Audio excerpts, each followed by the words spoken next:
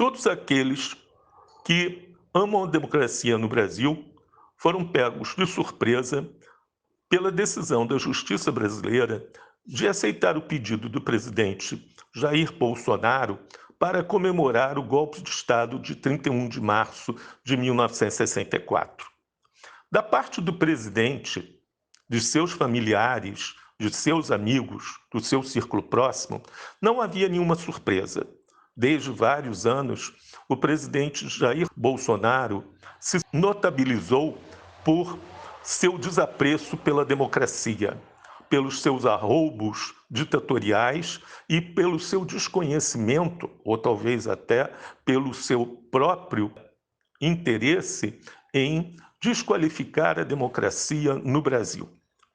Desde muito tempo, a família Bolsonaro vem defendendo um novo ato institucional número 5, o AI-5, que, editado em 13 de dezembro de 1968, representou o lado mais escuro da longa ditadura no Brasil.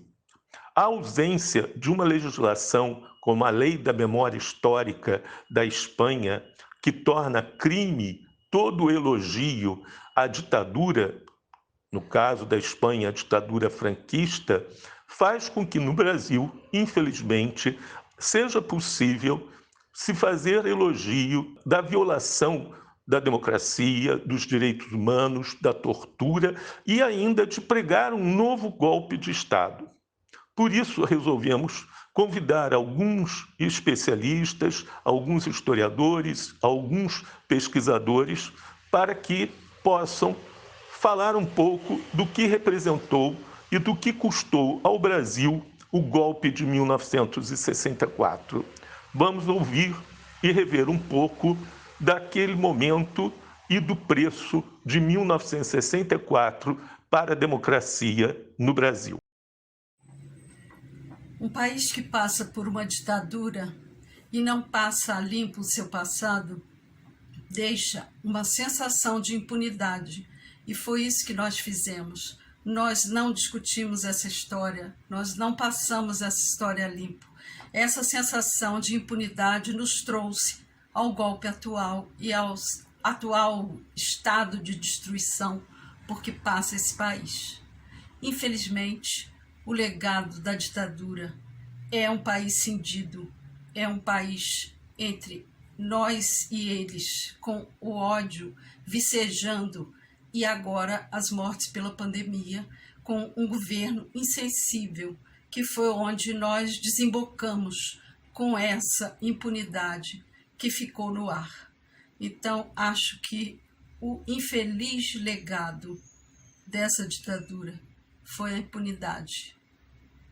E foi isso que ficou, foi Lava Jato, destruição e morte, infelizmente.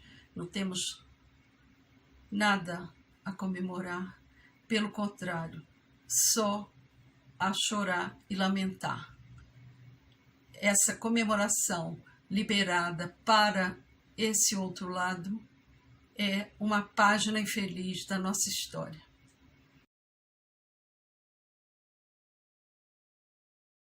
Uma das heranças malditas da ditadura militar foi a fuga de cérebros. Para além da fuga de muitos políticos, como Leonel Brizola, como Miguel Arraes, entre tantos outros, o próprio Jango, nós tivemos a fuga de artistas, intelectuais, e eu gostaria de destacar o exílio do Alberto Guerreiro Ramos, um dos maiores intelectuais brasileiros de todos os tempos, um dos primeiros sociólogos negros que o país teve, e que à época da ditadura militar, quando eclodiu o golpe de 64, ele era deputado federal pelo Partido Trabalhista Brasileiro, o glorioso PTB de outros tempos, não o PTB de agora, pelo estado da Guanabara, né? Guerreiro era suplente, assumiu uma vaga, né? Faltando 9 meses para eclodir a ditadura militar. Ele foi cassado e em 66, 2 anos depois do golpe, ele vai trabalhar na Universidade do Sul da Califórnia, no exílio. Ele nasceu em Santa Maria da Purificação, em 1915, é a terra do Caetano e da Maria Bethânia, de Dona Canoa, faleceu na Califórnia, onde ele trabalhava, na Universidade do Sul da Califórnia, em 1982, alguns meses antes de ter sido lançado o seu último livro, que é a Nova Teoria das Organizações, a Nova Ciência das Organizações. Ele estudou teoria social, ele estudou as questões raciais no Brasil. Ele dizia que havia uma patologia do branco brasileiro. Não havia um problema do negro, não, senhor. Com o negro não tinha problema nenhum. Havia uma patologia do branco brasileiro. Estudou mortalidade infantil, teoria das organizações, estudou o desenvolvimentismo. O seu principal livro, A Redução Sociológica, é um livro no qual ele defende a produção de um pensamento autêntico, original brasileiro, sem menosprezar, sem varrer para debaixo do tapete a produção intelectual universal, mas, pelo contrário, é utilizar essa produção sem fazer uma mera importação dela, né, e produzir um pensamento brasileiro, né, e por isso ele falava da redução sociológica. Ele foi assessor de 3 presidentes da República: Vargas no seu segundo governo, JK e João Goulart. Antes dele ser eleito deputado federal, ele foi assessor do Jango, né? Ele foi funcionário do DASP, do Departamento Administrativo de Serviço Público, onde desenvolveu várias pesquisas e vários estudos sobre mortalidade infantil, sobre acesso à educação, sobre saneamento básico, sobre a questão da expectativa de vida, modernização da administração pública no Brasil. Ele foi membro da delegação brasileira junto à Organização das Nações Unidas. Ele colaborou com o Teatro Experimental do Negro, foi até editor do jornal Quilombo, que pertenceu ao Teatro Experimental do Negro, do glorioso Abdias Nascimento.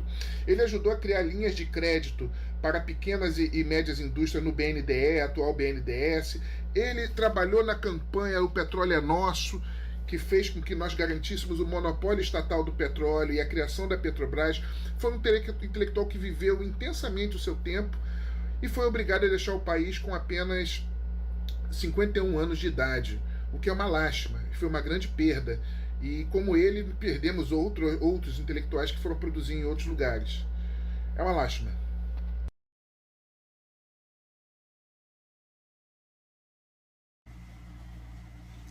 Eu estava para fazer 14 anos, em abril de 64, quando ocorreu o golpe que depois o presidente João Goulart.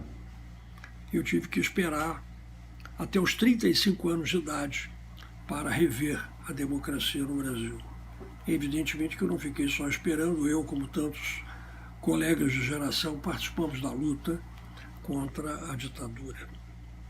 Eu vou falar aqui, entre tantos aspectos, tantas as dimensões que poderiam ser tratadas, eu escolhi aquela na área em que eu tenho investido as minhas pesquisas, que é a área de segurança pública. Eu acho que a ditadura deixou uma herança muito, mas muito negativa nessa área, em todos os aspectos. Não apenas aquela que nós conhecemos, mas que é a repressão, uma repressão terrível, né?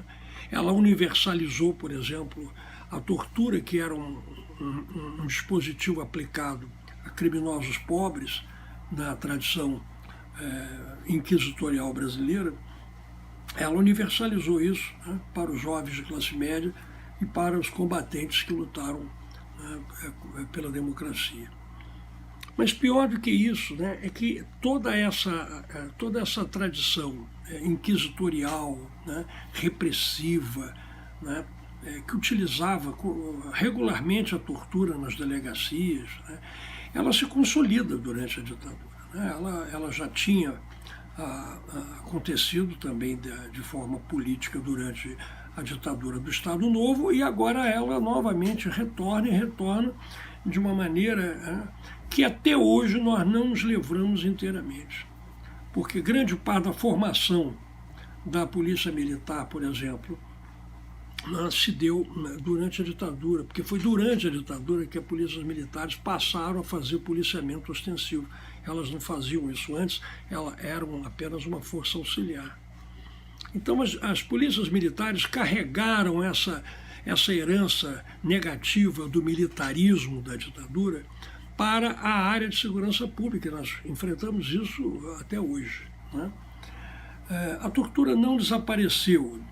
Ainda se tem informações sobre o uso da tortura em delegacias de várias partes do país e, naturalmente, a saída da ditadura, né, quando nós o processo todo de redemocratização, aquela anistia, né, que anistiou quem não podia ser anistiado, né, anistiou torturadores, um crime inafiançável, essa saída da ditadura não mexeu na área de segurança pública.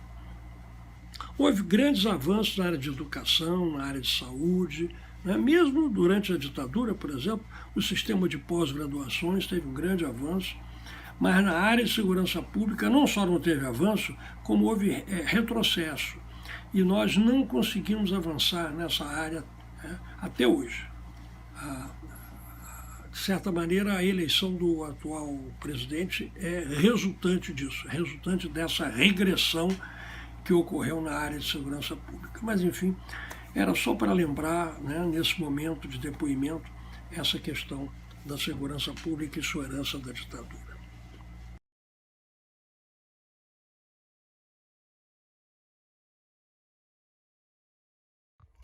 Hoje eu queria falar sobre a questão social na ditadura civil e militar de 64 a 84. Um dos fatos marcantes é a concentração da renda extraordinária que houve nesse período. A economia cresceu, mas os seus frutos não foram distribuídos. Isso, em grande medida, tem a ver com a intervenção dos sindicatos, forte, já no imediato pós-64. Também com a política de arroxo salarial, que fez com que o salário mínimo perdesse o seu valor real ao longo dos anos. Também tem a ver com a reforma tributária, que não taxou os ricos e os super ricos, mas sim foi uma reforma sobre o consumo. As condições de vida dos brasileiros eram muito ruins, né? Havia uma pesquisa que mostrava que mais de 70% dos brasileiros não comia calorias e proteínas suficientes para se manterem vivos, né? No saneamento, 75% dos domicílios não tinham coleta de esgoto. Na Previdência Social, os trabalhadores rurais estavam fora da Previdência Social e também dos direitos trabalhistas. Isso só foi conseguido em 88. Na educação, teve uma privatização extraordinária do ensino superior.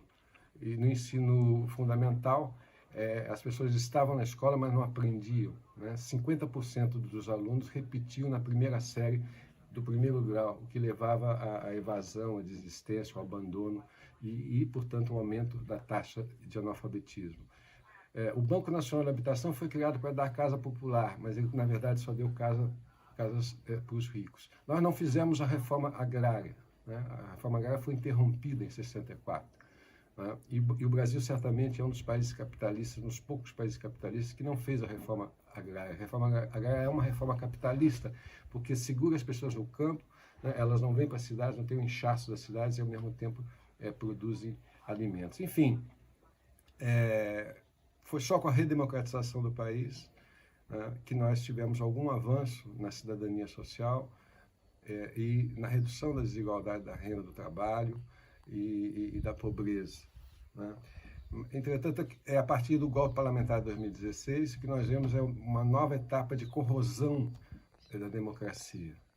Então, nós estamos vivendo uma nova fase de avanço de governos totalitários, até mesmo fascistas, né? O que coloca em risco a desigualdade e aumenta a desigualdade, a pobreza, enfim, o mal-estar do nosso povo. Então é importante que a sociedade reaja nesse momento. Nós já conhecemos a história, não há nada a ser comemorado em regimes totalitários, portanto não há o que se comemorar em 31 de março.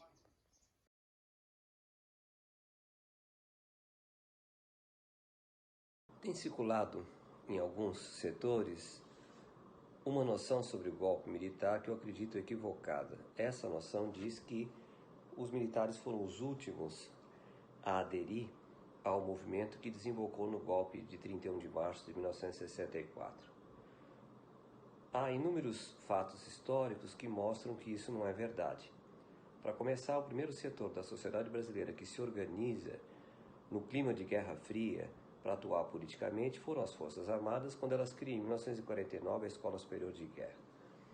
O campo militar foi muito dividido nos anos 50, como se sabe, e isso se expressava nas disputas bianuais que aconteciam no clube militar, onde se defrontavam um setor nacionalista e um setor pró-americano, onde havia constantes vitórias do setor nacionalista. No entanto, esse setor não tinha o comando da hierarquia militar. No final dos anos 50, chega à Escola Superior de Guerra a doutrina da guerra revolucionária importada da França, que é uma doutrina que vem a se adicionar à ideologia da segurança nacional, geralmente citada como a síntese do pensamento militar. A doutrina da guerra revolucionária, ela deu a nível de Estado-Maior, porque ela foi adotada pelo Estado-Maior do Exército, uma doutrina de intervenção na vida política que acabou inspirando não apenas o golpe de 1964, como também os IPMs. Essa doutrina aparece depois na Constituição de 1967 e, com o surgimento da luta armada, ela não é no início aplicada por causa do caráter da luta armada urbana no início, mas quando vem a guerrilha do Araguaia com as suas vitórias iniciais sobre as forças militares, ela é plenamente aplicada depois de uma parada estratégica, porque a primeira tentativa de repressão à guerrilha ela não funciona. E como está amplamente comprovado em livros sobre a guerrilha do Araguaia, essa doutrina francesa que inspirou a ação final que derrotou a guerrilha. Portanto, quando vem o golpe em 1964, não há a menor dúvida que o setor mais articulado e que participa há mais tempo e que tem uma base doutrinária sólida para intervir na política é o setor militar. Isso fica muito evidente, está nas memórias do ex-governador Carlos Lacerda, quando eles se reúnem, os próceres civis do golpe de 64, com o general Castelo Branco, já então escolhido como presidente da República depois do golpe, e ali fica claro para eles, e o Lacerda deixa isso com a pena dele muito claro, que os militares tinham vindo para ficar. Portanto, os militares vieram antes, comandaram e tomaram o poder em 64, marginalizando rapidamente os setores civis. Nenhum dos candidatos civis que se apresentaria às eleições presidenciais em 1966 acaba fazendo. E o governo prorroga o mandato do Castelo Branco. Essa é a minha visão sobre a participação militar no golpe de 1964.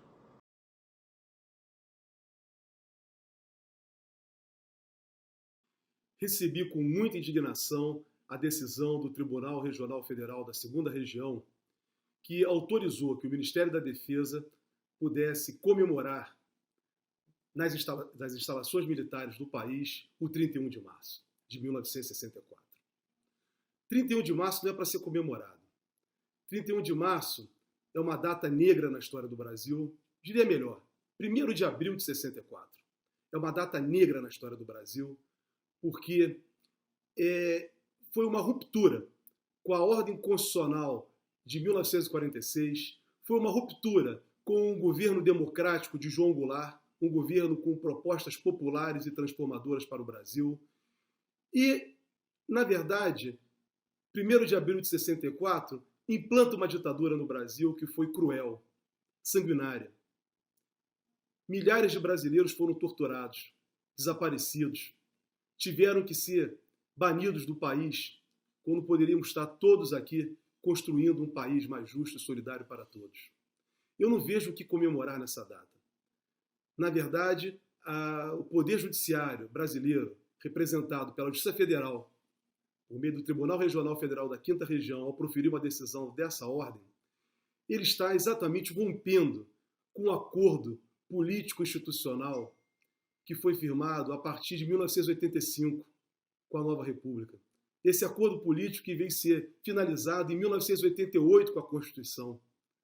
Então, essa Constituição de 88, ela tem como base, né, a garantia dos direitos fundamentais, dos direitos sociais, né, uma sociedade justa, fraterna, solidária e, acima de tudo, a maior preocupação do Constituinte de 85, 87, 88 foi impedir que atos ditatoriais como o de 1964 voltasse a repetir no Brasil. Infelizmente, a ruptura, né, também em 2016 do governo da presidenta Dilma Rousseff, infelizmente, fez com que a nossa Constituição de 88 perdesse eficácia, abalasse as estruturas. dessa Constituição. E hoje vivemos sob um governo, né, que a todo momento ameaça a ordem institucional. Toda hora fala no artigo 142, numa tutela militar. Uma tutela militar que não existe constitucionalmente. Os militares não estão acima de ninguém.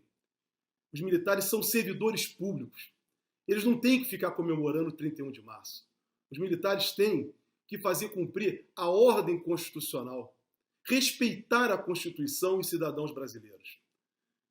É inadmissível que se comemore o 31 de março de 1964. Não há o que comemorar. O que nós temos aqui no Brasil, nos conscientizar com o 31 de março, ou com o 1º de abril de 64, é, na verdade, fazer um registro da memória, da história negra que foi essa ditadura de 1964 a 1985, que o Constituinte tentou colocar por fim a partir de 1988. Ditadura, nunca mais.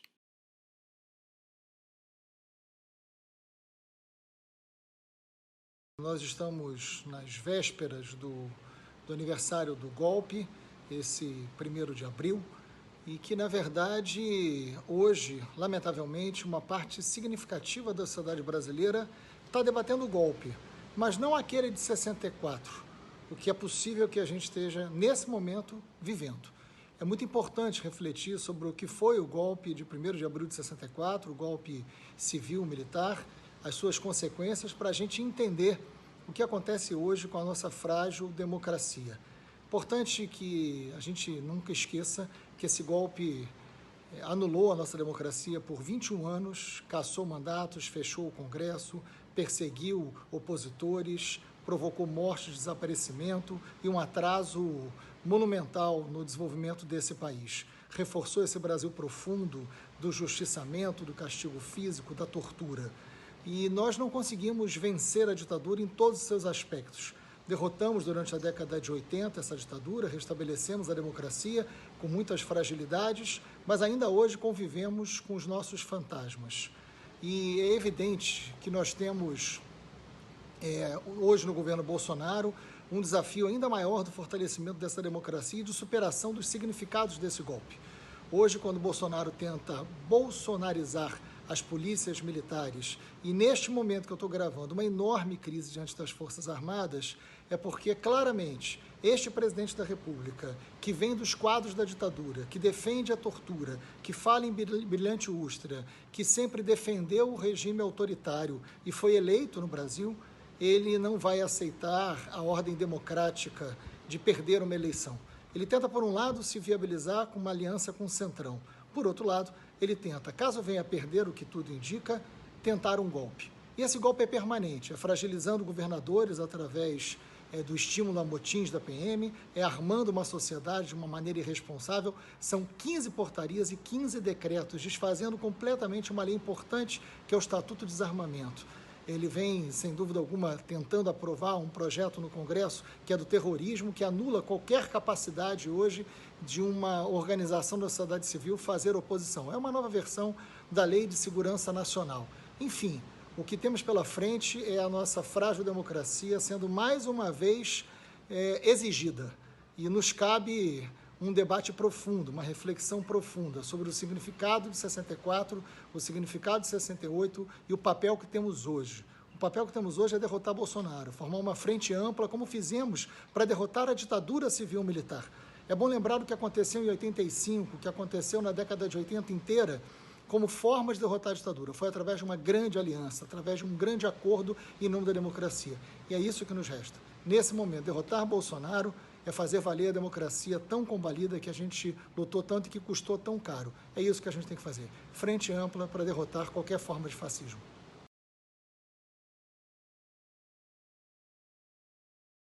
A história da América do Sul entre as décadas de 1960 e 1980 foi marcada pela presença de ditaduras civis militares na maior parte dos seus países.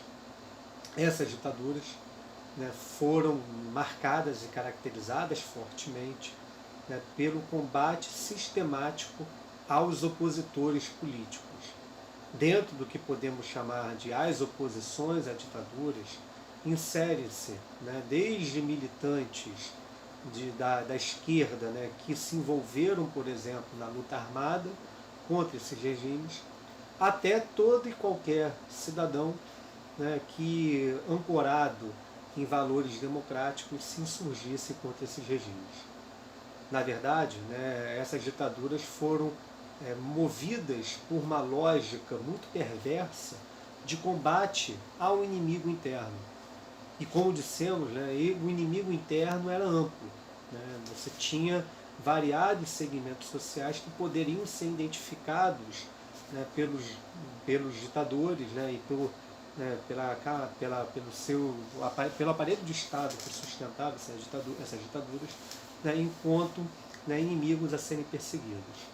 Em razão disso, né, nós vimos no Brasil, a partir do golpe de 31 de março de 1964, ou no Chile, a partir do golpe de setembro de 1973, para não falar da Argentina ou Uruguai em 76, né, ou Peru em 75, Bolívia em 1971, uma série, né, de regimes que vão ser caracterizados, né, pela brutal perseguição aos opositores. Em razão disso, né, como toda narrativa histórica do período demonstra, nós vimos, né, crimes, né, contra violentas violações aos direitos humanos, né, suspensão das garantias democráticas, suspensão da liberdade de ir e vir ou da liberdade de expressão, para não falar, né, das torturas e estupros, né, que ocorreram contra todo aquele, né, ou aquela que era considerada, né, comunista, né, e, consequentemente, inimigo interno. Por mais que nunca tenha lido, né, um manifesto comunista ou militado, né, em algum partido comunista desses países. Né, assim, à luz, né, dos eventos recentes da história sul-americana, né, em especial do caso brasileiro, aonde, né, nós vemos e observamos, né, de uma forma bem preocupante a ressurgência, né, de movimentos, né, que não só reivindicam o passado dos regimes de exceção e as ditaduras e os torturadores, mas, sobretudo, né, regimes que, né, para além de um conservadorismo político, né, se expressam claramente, né, um conteúdo fascista, como é o caso brasileiro, né, com Jair Bolsonaro. Eu acho que é importante revisitarmos as histórias das ditaduras, né, revisitarmos o caso brasileiro, né, com um golpe desencadeado em 31 de março de 1964, não só para rememorarmos esses eventos, não só para darmos voz às vítimas, mas também, principalmente, para alertar todo e qualquer, né, cidadão de que essas experiências, né, não podem novamente ocorrer na história da região, né, já que o passado ensina. E nesse caso, né, é o passado das mortes, é o passado das torturas, é o passado, né, das violentas perseguições àqueles considerados inimigos internos.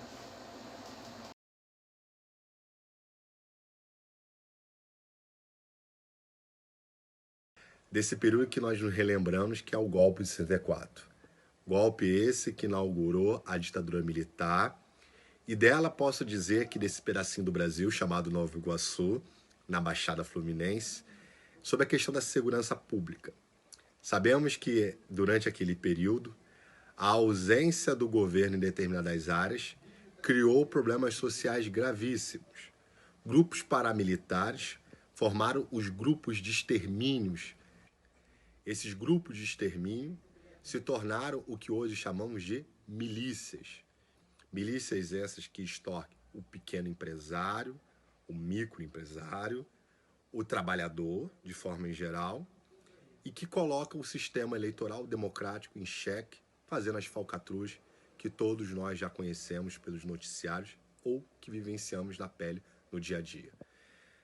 Infelizmente, em meio a um genocídio em curso, o atual governo insiste, aí relembrando um pouco do samba da Mangueira, nas histórias para ninar gente grande. O golpe tem se tornado um verdadeiro objeto de comemoração e se torna um reflexo de um governo e de uma realidade de um país onde, em meio a um problema crescente, apelamos para a fantasia do terror e do fracasso.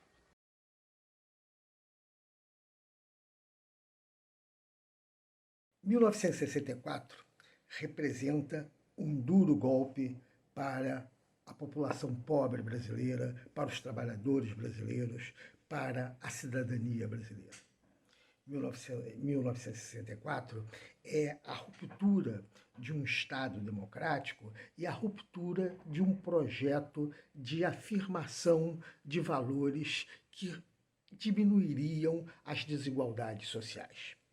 1964 representa um retrocesso na longa luta pela cidadania brasileira. Uma luta que nós tivemos séculos assentados na escravidão, o desdobramento desse período escravista com a exclusão maciça das populações negras e afrodescendentes, o massacre das populações indígenas e a formação de cidades de um mundo urbano apartado, dividido entre esses remanescentes e novos grupos de populações pobres que se formam na cidade. Esses grupos dão alento a algumas conquistas sociais a partir de 1930. Essas conquistas sociais nunca foram bem vistas e há todo um movimento no sentido de desmonte dessas conquistas.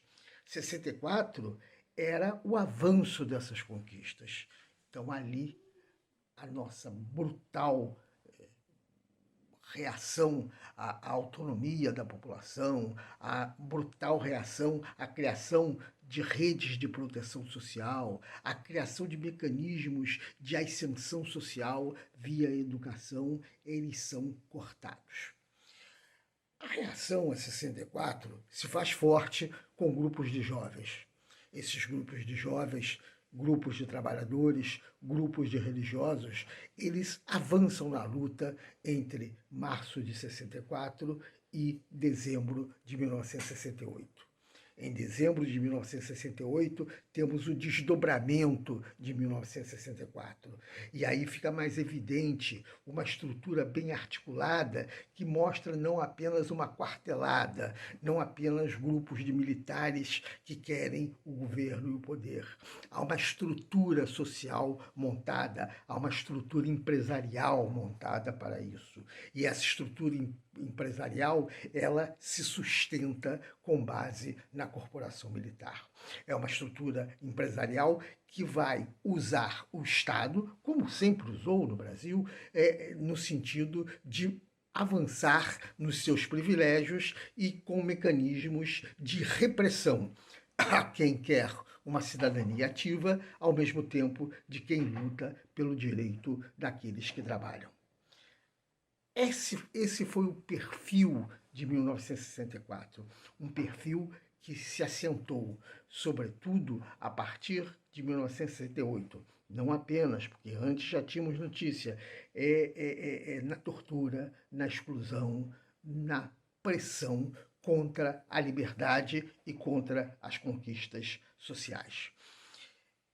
Esse processo, ele não desapareceu, mesmo com a anistia em 1988, em 1980, mesmo com o processo de transição via Congresso Nacional, Colégio Eleitoral, com Tancredo Neves e José Sarney, e a Assembleia Nacional Constituinte, o modelo implantado pelas forças políticas civis e militares de 1964, ele permanece como quase um mecanismo de tutela à cidadania. Então a gente vê que tivemos uma transição sem ter uma transição, na medida em que a transição era mais cosmética e não uma transição estrutural. O resultado é esse que nós estamos vendo agora a partir de 2016 e 2018. Assim, repudiar o que aconteceu no dia 31 de março, no dia 1º de abril de 1964 e seus desdobramentos é continuar lutando pela autonomia da população pobre brasileira, pela autonomia daqueles que são apartados do processo de cidadania seletiva que temos. A luta contra o que representa o regime civil-militar de 1964 a 1985 é uma luta que não deve parar. Ao mesmo tempo que não devemos esquecer aquilo que aconteceu ao longo desses anos. Assim, agora nós temos que lembrar toda a trajetória de gerações e gerações que enfrentaram esse autoritarismo e perceber que nossa responsabilidade ainda é maior, pois essa estrutura que não foi dissolvida, ela volta a se materializar com o governo que temos a partir de agora. Um governo que quer comemorar o dia 31 de março de 1964. Nós, que fomos oposição aos governos que emergem a partir de 31 de março de 64, também vamos lembrar desse momento como um momento de dor, de morte, de assassinatos, de tortura. E isso nós não podemos esquecer, pois é fundamental lembrar para não se repetir. E nesse momento, lembrar para não deixar voltar a acontecer, já que os sinais de que essa estrutura bem montada entre 1964 e 1985, ela não só permaneceu como subsolo, como ela está agora à flor da imagem, à flor da pele. Ela está visível e operando os estados brasileiros, Estado Federal, estados membros da unidade e vários municípios. Assim, lembrar 31 de março de 64 é nos chamar para a luta permanente pela democracia e pela soberania dos setores populares, dos setores trabalhadores, dos favelados, das mulheres, dos negros, dos índios. Vamos em frente. Não vamos esquecer 1964. Não vamos comemorar, mas vamos lembrar o que significou 1964 para a cidadania brasileira. Essa cidadania que está sem ar. Vocês puderam ver, puderam avaliar o preço de uma ditadura. Golpes de Estado não são bem-vindos. A tortura, a supressão dos direitos civis, dos direitos humanos, sempre tem um preço.